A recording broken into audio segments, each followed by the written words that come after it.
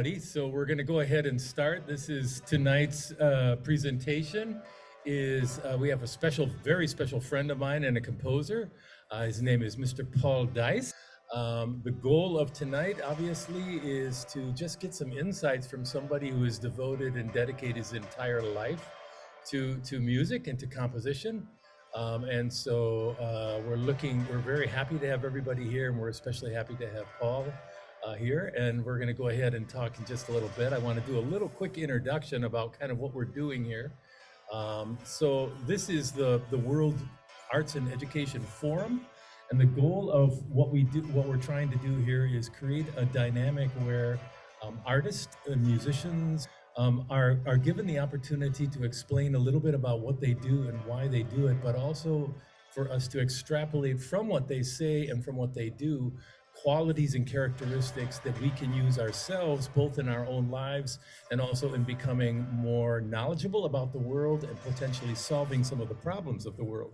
Tonight, we're going to be talking about composition, and composition is the same process of problem solving. So ironically, there are many of the same kind of dynamics that go into scientific problem solving and all kinds of solving problems in our societies that go into composition. And so you're going to hear that in some of the things that Mr. Dice has to say. All right, about the World Education Forum. We're looking primarily to begin to change how we teach and how we learn. There's a shifting demographic of problems and needs, and particularly solutions. We're living in a single planet, but we're not functioning that way. We're functioning in divided nations and races, all these constructs that human beings created. This is one of our favorite quotes and one of the inspirations for this particular forum. History has thus far recorded principally the experience of tribes, cultures, classes, and nations. With the physical unification of the planet in this century and acknowledgement of the interdependence of all who live on it, the history of humanity as one people is now beginning. Endowed with the wealth of all the genetic and cultural diversity that has evolved through past ages, the Earth's inhabitants are now challenged to draw on their collective inheritance to take up consciously and systematically the responsibility for the design of their future. We're at a place and a space where, due to technology and the integration of communities and connectivity, we are now able to effectively see that human beings are in fact a single race living on a single planet, and unfortunately the problems that affect one affect us all. And the good thing about music and about the arts is they've been exchanging ideas across countries and across nations and across races for generations, literally thousands of years. We may not think of it that way, but it's a good time to begin. Specifically today, we're going to be looking at the difference, kind of comparing, looking at the creative process, the creative discipline, which is really essential to innovation. And as I mentioned already, the scientific methodology and the artistic creative process are almost one and the same. We give different names to things. So like we say, research the topic, as opposed to begin to think about and brainstorm ideas. We form a hypothesis, which is our reflection period. And so we're going to talk about kind of the parallels here. If we look at the discipline for composition, we can see that first of all, there's always a need to say something. We have an observation. It's what we call the power of deeper thinking, or observation is that ability to make observations that other people either fail to do or don't do to the extent that an artist or a songwriter may. And that's why when we hear that song, it's like, oh yeah, that's what I feel. And we hear that composition, it's like, oh, that has a really deep and profound meaning. And that's because the composer was looking below the surface. They were looking for symbolism. They were looking for things that many of us in our daily life don't do. Then we reflect, and there's a great deal of reflection that comes into the problem-solving process and the creative composition process. The ability, in the case of an observation, as you'll hear from Mr. Dice tonight, he made many observations, some of them small observations about nature or this, but then he had to convert that observation into a composition for, say, string quintet or for something like this. And that process of reflection is a deep process of thinking about the symbols and thinking about the way that can be converted from the world of wherever the observation occurred into the world of music. One of the key components of the composer, and particularly the problem-solving artist, is that they have to be good at improvisation. And every single composition starts out first and foremost as an improvisation. So the discipline of quote unquote thinking out of the box is that we don't just say it's something, we actually understand what to do and we practice that.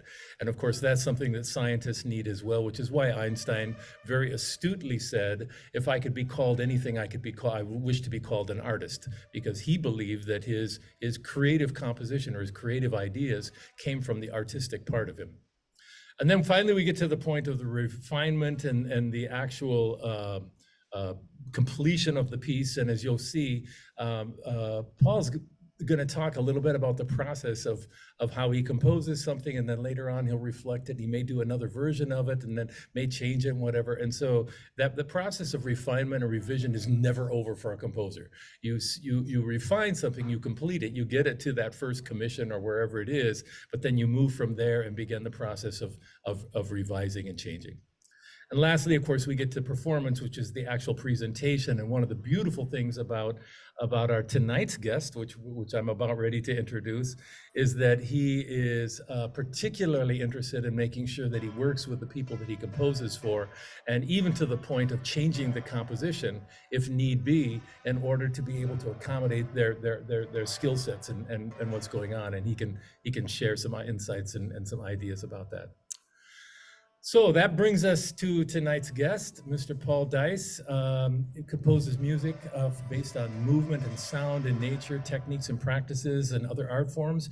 He began his career playing trombone, and then later on moving through different stages of being a bass player in rock bands and touring much of the United States. And then he went from there to studying at Boston Conservatory of Music. And about 10 years after that, he studied with Mr. Lou Harrison, who's one of the most famous American composers, particularly in the fusion of Asian music and classical music. And in that process, and he'll talk a little bit about that process, he was able to pick up a whole variety of techniques and ideas about composing not only the music of Western classical music, but fusing it with a variety of other formats. You're going to hear that in his music. He's a firm believer in collaboration across cultures and is the founder and president of the International Friendship Through Performing Arts. He has also had his music performed across the world, and particularly in symphony orchestras across the United States. I'm not going to actually say too much about that, because some of this week I think we'll probably get into in our discussion, but I will tell you I am very, very, very pleased to introduce our guest for tonight, and that's Mr. Paul Dice. So I was enjoying it. Boy, yeah, let's just start out with I like that. Let's just start out with a little bit of just like a discussion about what motivates you to be a composer. I mean, this is a difficult lifestyle, and so how is it that you evolved to become a composer, and what was the motivation behind that? Fun. I love every minute of composing, and now I'm at a point in my life where I compose every day, and it's just incredibly fulfilling, and it's just really a lot of fun. In fact, Lou Harrison, I was just reading a little bit about him today. He once said that his toys are scattered amongst a large acreage, and I feel the same way. You know, composers have a toolbox. They keep learning new tricks, new techniques, and a lot of them are in in histories and traditions, Eastern and Western. And one thing that a lot of people have ignored is the Eastern traditions. And when I studied with Lou Harrison, he taught about mostly about world music and techniques used in traditions all over the world. He was phenomenal. And but composing is just, basically I just sit down and I start with one note, and then I find out what the next note's going to be. And, of course, along the way, you got to put it in some kind of rhythm. Right. And, once you get like a melody you like, then there's development. You flip it around, you play with it. There's so many ways you can have fun with it. And fun is that's the key word for me. I mean, it's just, I love it. And there's nothing I'd rather do. The trouble is throughout the years, I've had to find ways to support my composing. And, sometimes it's you know, jobs outside of, you know, Right, right, music, and you know, right. which is fine.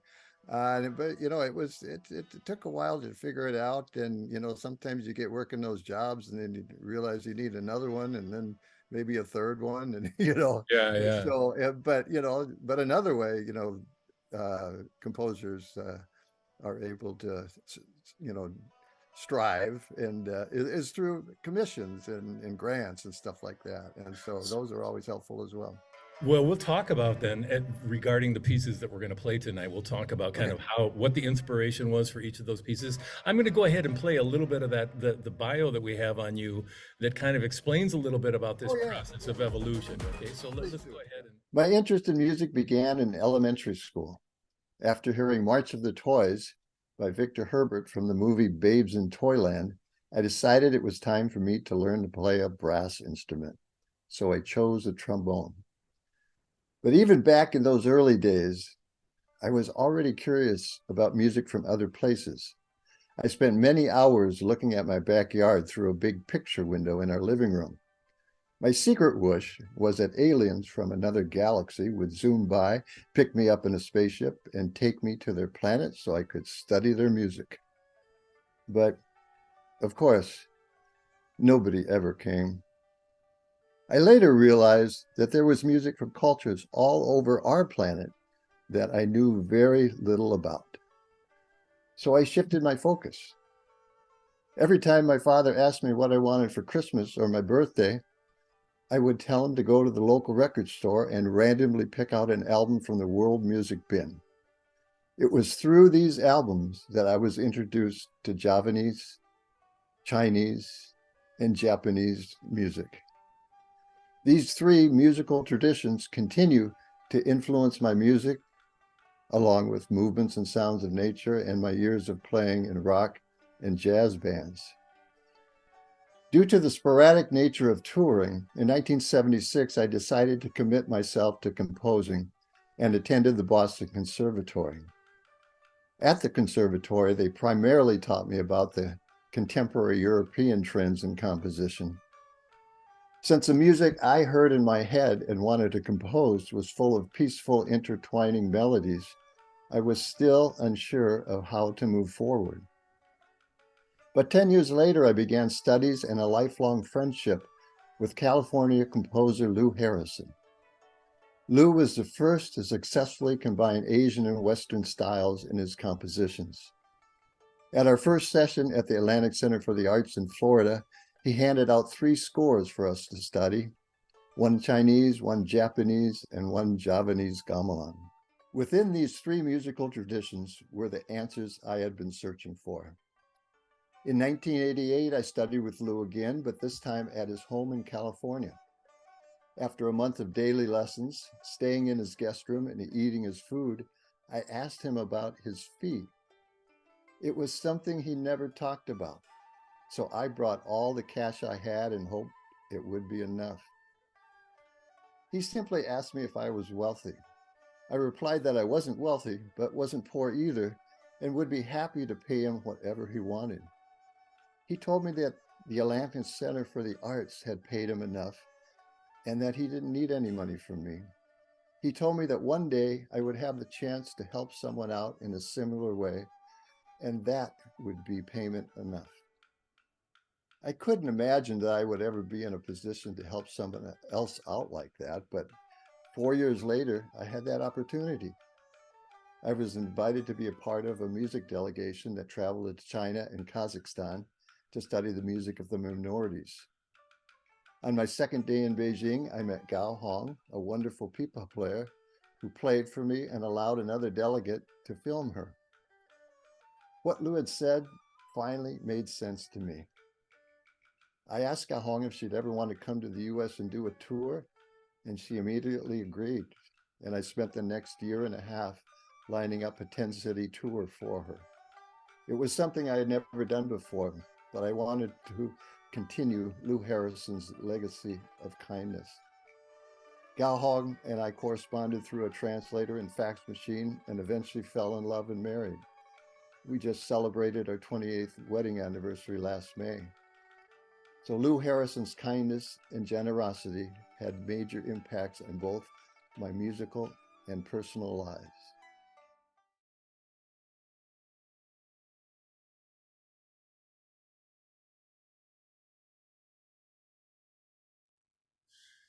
Very nice, very nice. So, yeah, so it's very clear that you had this pathway that took you from the beginning of observations and hanging out with your dad and then playing music in bands and whatever to being fascinated already with Asian cultures and Asian music and classical music as well, and then obviously meeting Gao Hong, and then obviously being able to go ahead and take the 28 years of collaboration that you guys have shared, both in your marriage and your family as well as musically. Let's go ahead and say kind of see where this goes now in terms of your compositions. I want to make sure that we have plenty of time to get to the compositions and give you a chance to kind of talk a little bit about them. So, so the first composition we're going to be playing is a piece called the Buxton Boardwalk. And it features the Heartland Marimba.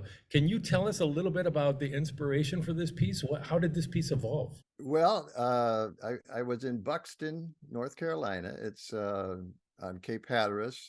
And I used to just love to sit and watch the shorebirds just run around like crazy. And it was just so inspiring. I mean, I wish I never left, actually, in a way. But right away, I thought, there's music in this, if I could just do a humble depiction of what they're doing, it's going to be fun. And so I actually wrote it for orchestra first, and sent it off a few places and didn't have a lot of success. And then all of a sudden, Heartland Marimba from Iowa, it was the Iowa Composers Forum that had a call for scores. And so I thought, okay, I can adapt this for that. That'd be perfect, because it's, marimba vibes and xylophone. It's what a combination. And so I sent him the piece and I didn't hear from him, and thought, oh, okay, well, maybe this isn't going to work. And then all of a sudden I found out it was scheduled for a virtual festival, and which was awesome. And but actually, they didn't ask me any questions. I expected them to say, Paul, this is impossible. Change it, which I do. If I love it when I can, have that connection with the performers, and just because it's a learning process too. If I do something that hurts your hands, that's not what I want to do.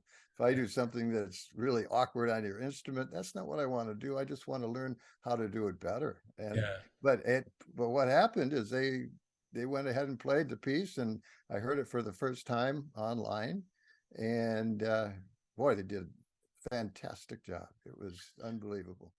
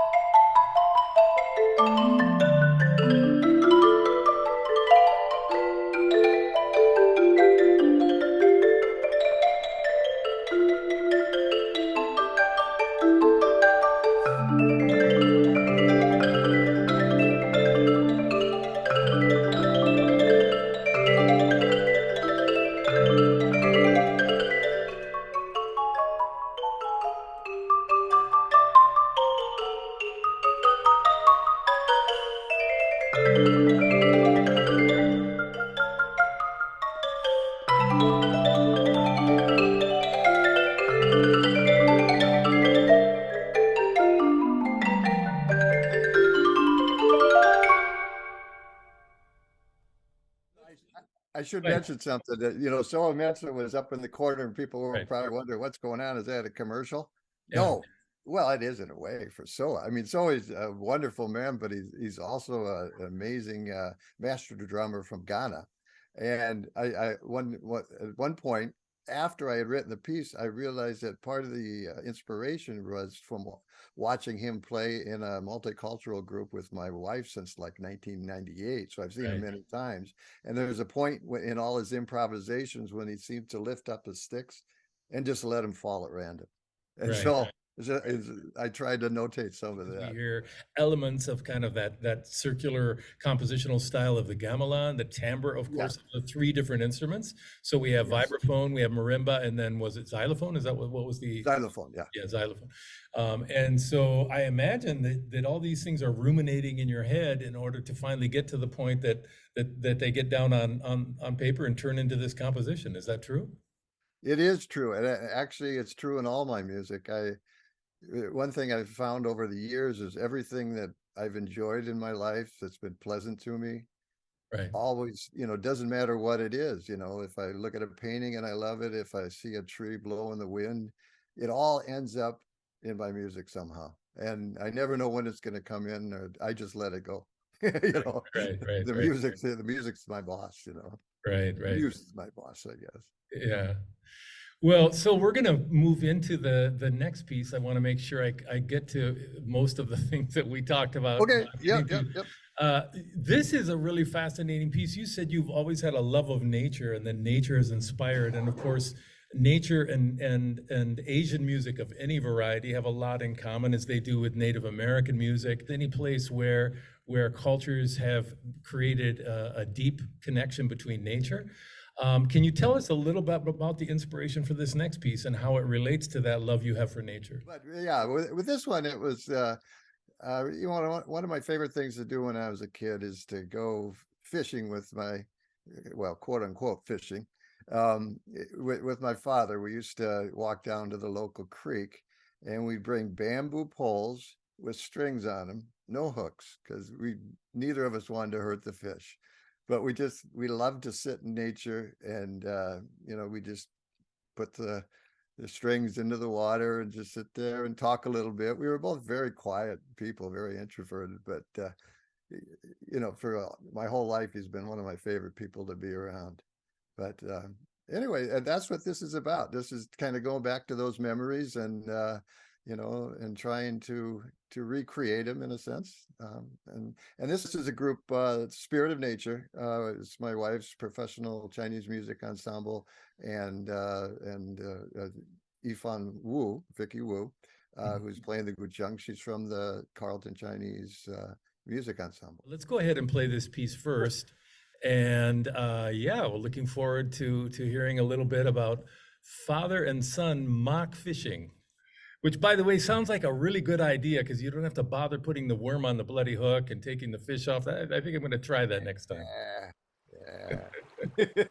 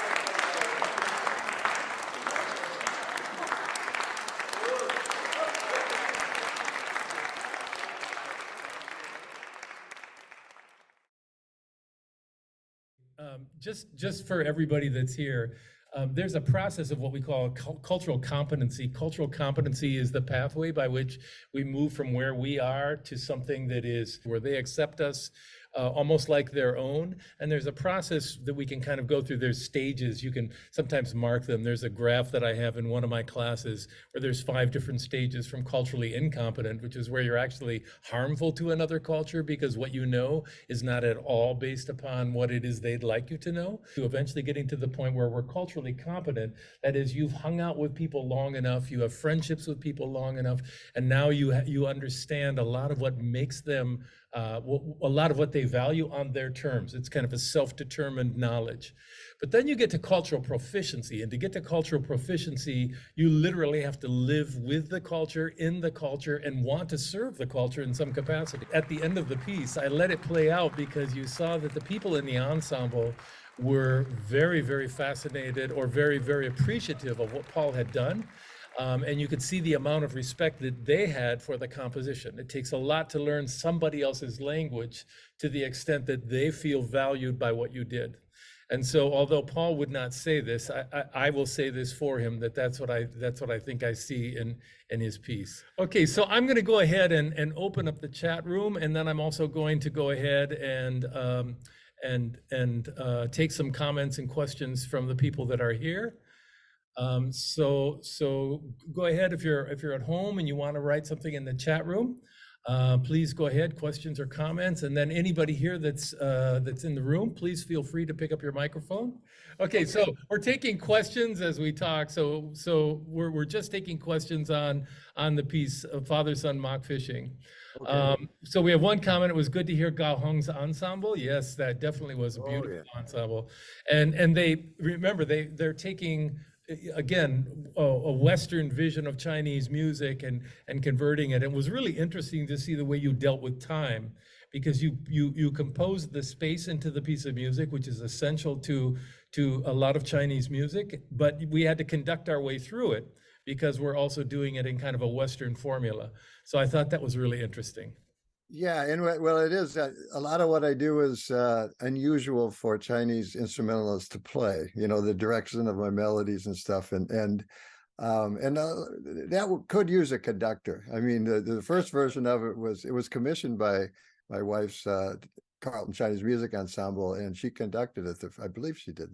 But a conductor would have worked there too. But we didn't have one, so they both, Chen Tao, they did it really nice. They did a great job, and they traded off, and it was very well organized. I was very impressed. Okay, good. Let's take some questions, see if there's anybody here in the room have any thoughts or comments. Oh, okay, so we're going back a composition to the one that we did earlier, a Buxton Boardwalk, and we're talking about the marimba and the double mallets. And so the question was, what are those, and how do you compose for a marimba when they have essentially 4 fingers that they're playing with? They have 2 mallets. Well, actually, I just wrote the part, and they chose the mallets. Yeah. I mean, everybody seems to have a different preference, and I mean, you can be specific about what mallets you want to play, but I just left it up to them. Yeah, so again, that's called a marimba, and they basically divide 2 mallets in each hand, and then they use those 2 mallets to be able to effectively negotiate the part that the composer plays, or the composer composes. Okay. No, you can move them closer together. Again, if he composes a piece, or part of the part for the marimba has a chord or something like this, then they're going to have to negotiate that chord, and they're going to have to split out the mallets or move them closer together based on the composition. Yeah. Sorry, I answered that for you, but no problem. Okay, good. Other questions and comments? One comment says, Heartland Marimba played your piece really well. I agree with that. Steve Summers says, is standard notation utilized with the Chinese instruments? Is any of it aleatoric? So how do you compose for Chinese instruments? What's your composition? Do you use Western style composition or? Well, I've done both as far as the notation. Mm-hmm. Is that what you're asking? Yeah. But also, there is no improvisation in that at all. it's yeah, everything's written out note for note in Western notation, which they do read, Okay. and they read well. In fact, the first time I wrote a piece for Chinese, I wrote it in Chinese notation. It was for my wife, and she said, "Paul, you didn't need to do that." Now you tell me.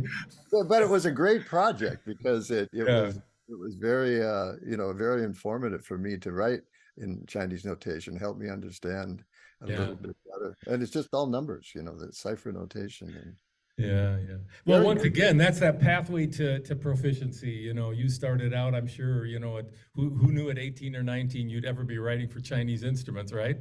And then over the process of studying with Lou Harrison and then going to China and then meeting Gao Hong and then ba-da-da-da-da, and Yeah. bit by bit, you're just moving up this kind of scale of proficiency to get to the point where you could do a piece like this.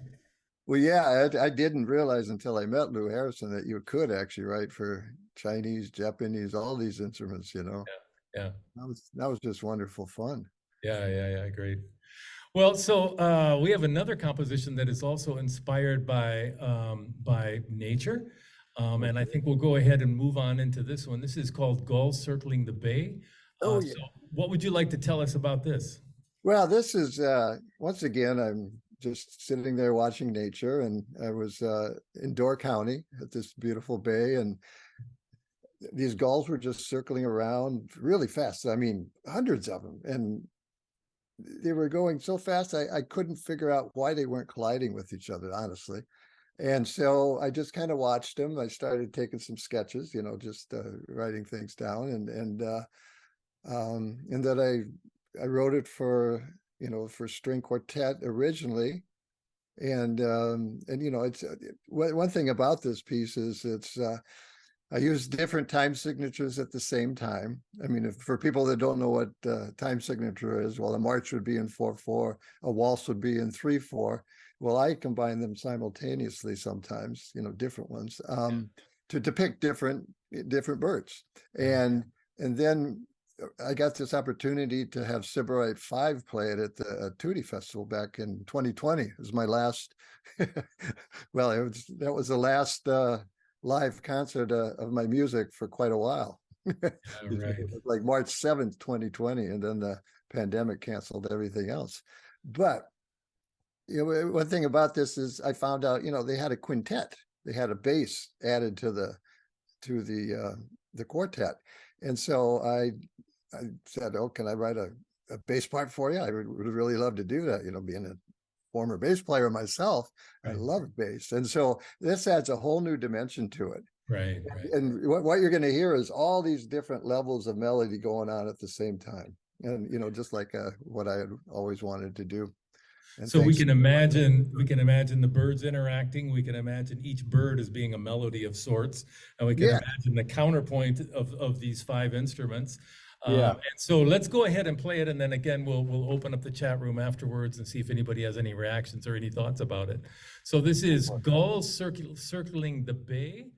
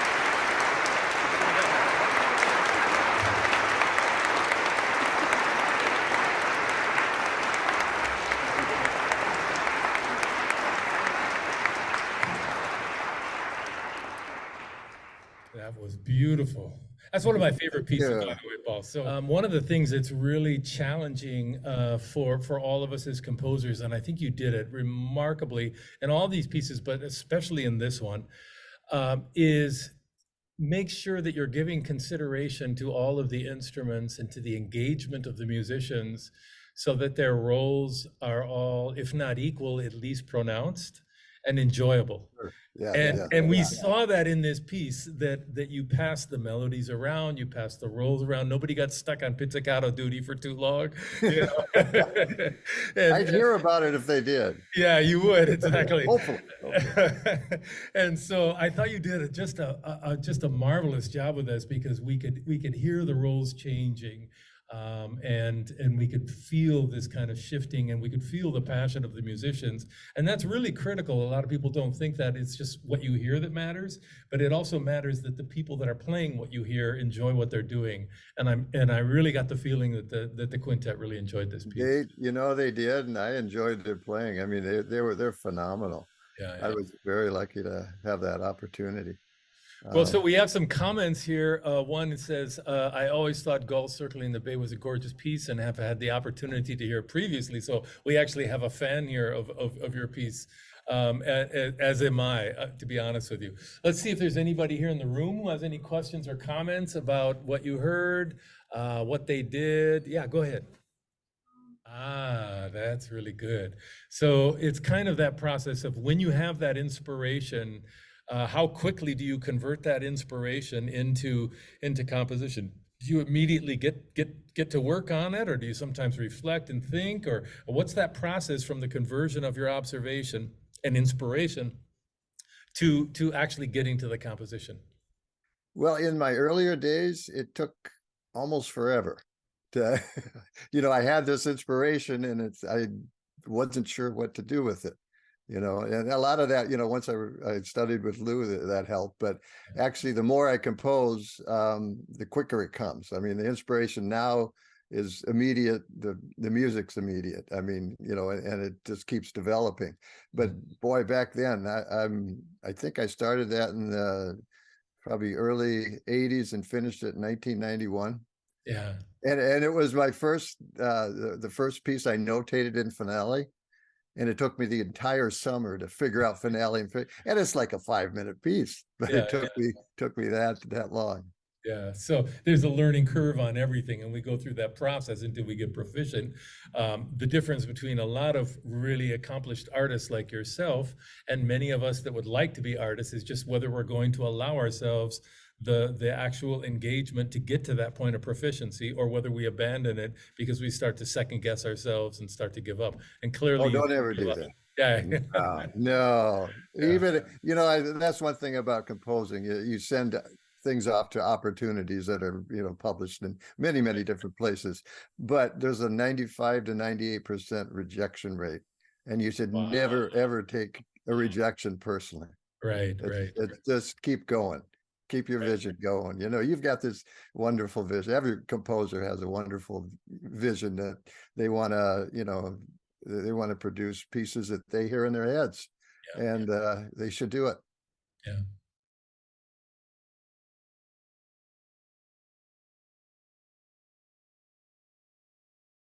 Go ahead and move on to the next piece as well. But this time we want to show people just a little bit about that process. So here you have some program notes which kind of outline your inspiration and the motivation. This is Staying at Home.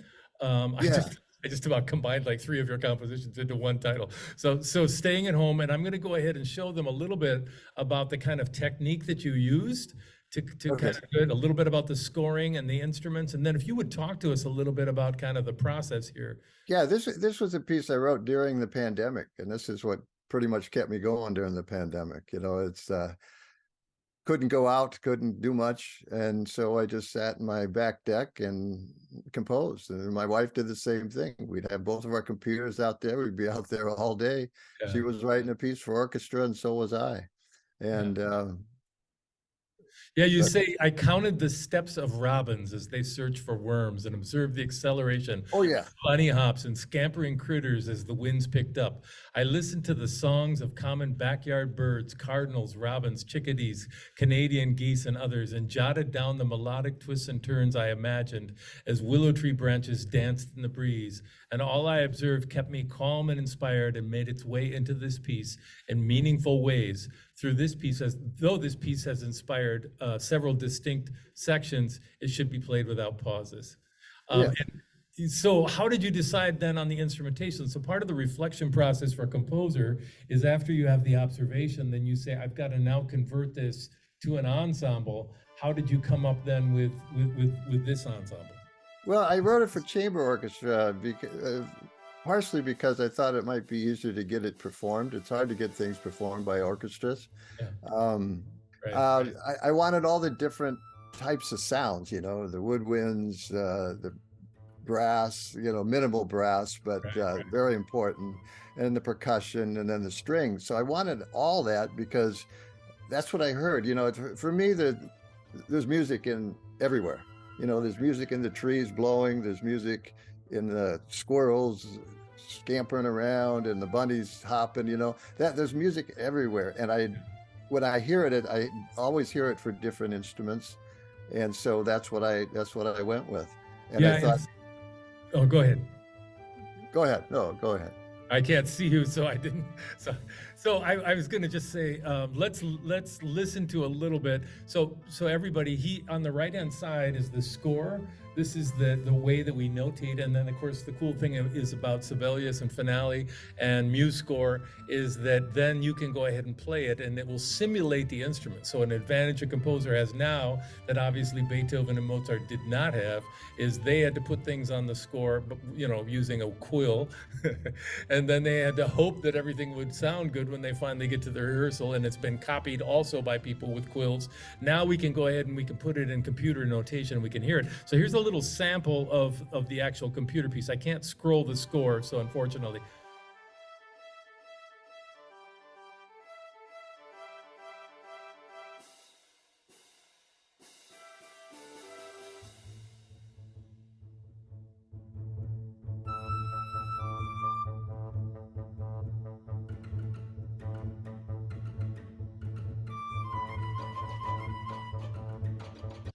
So again, we don't get a lot of the humanness from a computer, but the nice thing about the composer is Paul gets to go ahead and hear his concept and then tweak it and fine tune it. And then of course, when you print out the part, everything is going to be based on this notation system. Is that pretty much what we do Yeah, here? but honestly, it never really comes to true life until it's played live. Yeah, uh, yeah. you know, and and it's not an easy piece. And this was, by the Winona Valley Community Orchestra, which did a wonderful job. And this community orchestra. Well, I know there's a few professional musicians in there too, but this is just. I worked them pretty hard, to be honest. And Yeah, and I yeah, think now they, let's talk a little bit about that process of how do you get something played. And I found that we had other things we could have played from professional orchestras that you have, but we chose this community orchestra because I think it's really important that composers and musicians and artists interact in their communities. And so, how was the process with you getting your piece played with a community orchestra? You had to obviously change some of the writing and the composition to match their capabilities. What went into the process of actually writing for a community orchestra? well, I just started out. This is interesting. It was just for chamber orchestra. Initially, it wasn't for community orchestra. It could have been professional. Oh, But I'm always ready to change parts, make them simpler if need be. Once you get down to the high school level or whatever, too, it'd be nice to have performances there. So yeah, I try and let people know that anything that's awkward, let me know. I'll change it. yeah, And I just want you to be comfortable and have fun. That's the main thing for me. And so yeah, it's basically, this was a call for scores from the Iowa Composers Forum for this virtual festival. I mean, live festival. Actually, Yeah. this was the first live festival in the pandemic, which was Yeah. awesome. It was amazing. But yeah, this was just this June 5th, This is 2022. And, so I sent the score to him, and it was Matthew Cody, the conductor's call as to whether it was playable or not. And he did it. And yeah. they did it. They did it. So. Well, I think it's a great example of that interaction of a professional composer interacting with community. And again, we're looking at this quality of humility, and humility is one of the things that I see in you, and I see in your mindset about learning about others, that I really, really admire. And I also see that willingness and ability to adapt what it is you compose and what it is you create for the musicians, and not, sitting up in Yeah. some kind of ivory tower, and like, no, you're going to do it my way. And so I really love that quality. Let's go ahead and play this. Or do you have anything else you want to say before I play? Well, I'm a perpetual student. I mean, I love to learn new things. If I'm not doing something right, I hope people will tell me. And it's beneficial for me. It's beneficial for them, and and that interaction is essential. To. Well said. I mean, that's beautiful. Let's go ahead and play a work by a perpetual student, Paul Dice. This is called Playing at Home.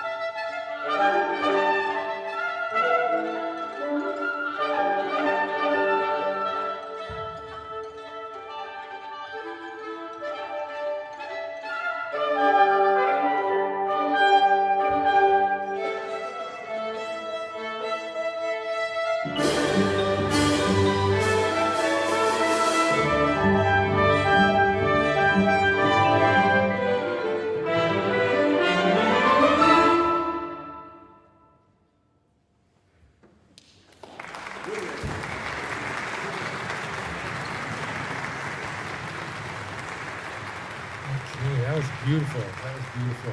Yeah. So just before we go into this, you can see, everybody can see just the whole lineage of what we've already seen. We saw the marimba. You saw that actually, the technique that he learned from that is there. The string quintet is basically the orchestra voicing. So you hear a lot of that. You hear the kind of ability that he's had to do polymetric and polyrhythmic writing, the ability to extend and connect melodies from one melody to another. So a lot of the techniques that we've been listening to from all those other ensembles, you see manifest in this. And that's the way learning vocabulary works. You know, it's like the more vocabulary we learn, the more we can use. Now he has a bigger palette, and that is in this case the symphony orchestra. I really enjoyed that, Paul, and I really enjoyed watching this, thinking that everybody in there is a mother or a father or a sister, a brother, a plumber, a nurse, you know, a school teacher, a fireman, you know, and somehow or another that kind of makes it even more special in some ways. Yes, yes, absolutely. And that they're willing to do new music, you know? I Yeah, mean, a lot of community orchestras will just stick with the classics, you know, that yeah, they're comfortable with and won't yeah, go beyond. But this was an entire concert of new music. right. That's very, very daring and very much appreciated by every composer that was a part of it. It's just Yeah, what a phenomenal opportunity. And that happened right in Decorah, Iowa, yeah. at Luther College. Oh, that's fantastic. Well, we've come nearly to the end of our little road here. Before we play this last piece, I just want to say it's been just such a pleasure having you here and listening to your music. We're going to now play two short movements from Yeah, a work very called short. Between the Stars. Yeah, Um, yeah. yeah, so can you tell us a little bit about the origins? Because I find this absolutely fascinating. Well, this is me spacing out again on my deck, looking up at the sky. And, you know, I love doing that. I love looking at the stars and wonder what's going on up there. And then one day I was looking up at the stars and I was wondering what the heck's going on in the spaces between the stars where I can't see at all. And I came with these two movements, very short, very short. The first one is called Yakety Yak, where I kind of imagine some kind of strange conversation going on up there, because I'm sure they communicate with each other. Okay. And it uses a technique by a rare technique, Erhu technique, the Chinese fiddle technique, where they slide from note to note. Every note is in, and so you'll hear that. That's the inspiration for that. And the next one is from my rock and roll days, playing bass and rock and roll, and it's called the Chase. It's what is it? Authority versus Renegade. Uh, Yeah, originally I called it Authority versus Renegade Hippie, but I knew that would age me. You know, yeah, I don't well, want to do that. No, like okay. yeah, like that's an issue now. So But, before we play this, I think we should maybe see if anybody has any comments or questions, because I think when this is done, we're going to be out of time. So let's just first of all, either on the chat or in the room, does anybody have any comments or questions about anything so far? Oh, that's good. So she said she liked everything that you've done, and oh, felt thank that, you. and felt that it just shows this flexibility and freedom that you have, and kind of lets us into your mind and the abilities that you've been able to go ahead and put that together. I didn't summarize that exactly as she said it, but it was really Thank you. Thank you very really much. okay. Really appreciate that. On the chat, Dan says, lovely, the music took me to new places and it was right on time. Great choice of refreshing creator and communicator. I agree completely. Linda says, most meaningful content musically and in dialogue. Paul, how do you decide how and when to end a piece? Yeah, when do you decide that's enough? Oh, the piece says it to me. Okay. I mean, you get to a certain point, and it's like, that's it. You know, That's And you all I know, need. but Yeah, sometimes you question it. I'm working on a piece right now where I've had like 6 different endings, yeah. and I think, well, maybe I'll go back to the first one, you Yeah, know? and you did say before, and I want to reiterate this for anybody that's interested in composition or creativity in any way, shape, or form, that it's very good to bring your composition to a final rest, to a point. Make sure you complete what you start. You said this before, but it's also important to recognize that where you stop, you can always pick it back up and revise it and change it later, Oh, right? absolutely. Yeah. Yeah. And so And is that part of your process? absolutely. I have so many versions of just about every one of my pieces. And yeah, I'll hear it and I think I could have done better, you know, and I could have done this instead of that, and it would have been more effective. So I change it. And the next time it's played, it's different. And so it's everything write is constantly evolving. And hopefully I keep getting better as a composer and learn more from the Oh no, instrumentals and it's all that stuff. fascinating it's so fascinating to see your journey and to see it all manifest in these pieces. So let's go visit. This is kind of E.T. meets the Vulcans in Yakety Yak It at the is. beginning. And then we're gonna go ahead and hear the second movement as well. You'll have to remind me. Hello, everybody. My name is Paul Deist. I'm from Minnesota, and the name of my piece is Between the Stars. I'm out on my deck here because this is where the inspiration for the piece came from. One night, I was looking up at the sky, and I started to try and imagine what the heck was going on in the spaces between the stars, far beyond anything visible to me. Well, I thank you for tuning in, and I hope that you enjoy listening to this piece as much as I enjoyed composing it.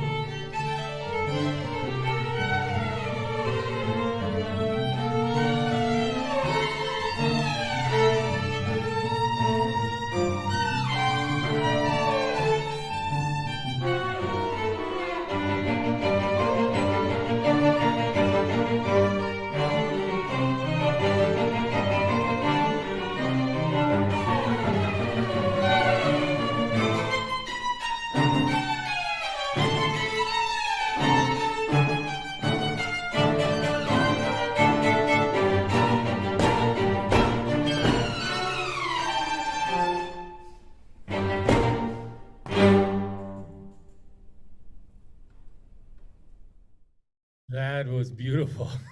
That was fun too. I could actually That's see a that. good way to end it. Yeah, End it. yeah, absolutely. Well, so we've come to the end of our little journey here. I don't know. Let's first of all see if anybody else has anything else to say. But so far we have what a meaningful musical content dialogue it is. What an enjoyable presentation. And I think on my end, I'll just say again. The idea of being creative and constantly devoting your life. You said some things earlier to me that indicated that being creative was very important to your lifestyle, even to the extent that if you needed to go ahead and work in a post office for a period of years, you were willing to do that. So your music remained autonomous of your ability to go ahead and provide for yourself. And I think you did that, didn't you? I mean, that wasn't. Yeah, yeah. I worked so many different types of jobs, and it was all to support my family, of course, but my composing in my earlier years, especially. Right. Yeah, I would do anything. And Lou Harrison actually called me one time, and he wanted, because he knew about all these jobs I'd had, and he asked me, well, Paul, what's a good job for a composer to have? And of course I told him, you got to be able to think. Yeah. You can't be in an office, somebody, Yeah. just bossing you around or looking over your shoulder all the time. You have to be either outdoors, or couriers, that type of thing. So you're away from the office space or Right. whatever it is, or the warehouse or whatever it is, and you have time and the freedom to think, because composing is 24-hour thing. I mean, you think about it all the time. You dream about things. A lot of times you'll figure things out in your dream. I've actually dreamt complete pieces in my head, but by the time I wake up, You forgot them. well, no, they're there, Yeah. but not as clearly as when Yeah, no, if I could have just, if we could only have a take that MIDI or something. interface, if we could only have a MIDI interface from our dream straight to the notation, we'd be in great Oh, shape. So I do want to straight to just, Sibelius, yeah. yeah, exactly. I just want to say for one last thing, you also developed an international organization, which we're going to be working with as we continue these. And can you tell us just a little bit about that and some of the people that you work with, because we'll be seeing some of them next semester. Yeah, I for 30 years I've been working with people from different cultures. I've been presenting, commissioning, and booking them, just whatever type of things they need. And it's just been so beneficial for me, because I'm there firsthand, watching them, watching all these different cultures, Right. come alive, and all the different techniques, the different approaches to music that they have. It all spills into my music. And so am I doing it for them or am I doing it for me? I don't know. Yeah, no, but no, I love it. I love it. Of course, my wife is and she's had so many projects and professional, improvisational with people from different cultures. So it's 30 years, a lot of fun. Yeah, well, so That's first the off, key, fun.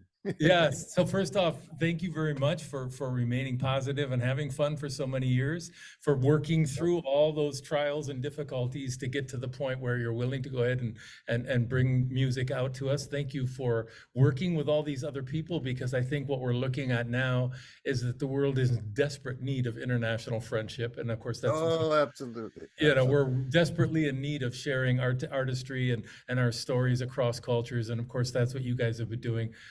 And so again, thank you so much for sharing your music with us. It's been cool. Yeah, it's been Really fantastic. cool. So once again, everybody, thank you for showing up today. You people that are here, thank you.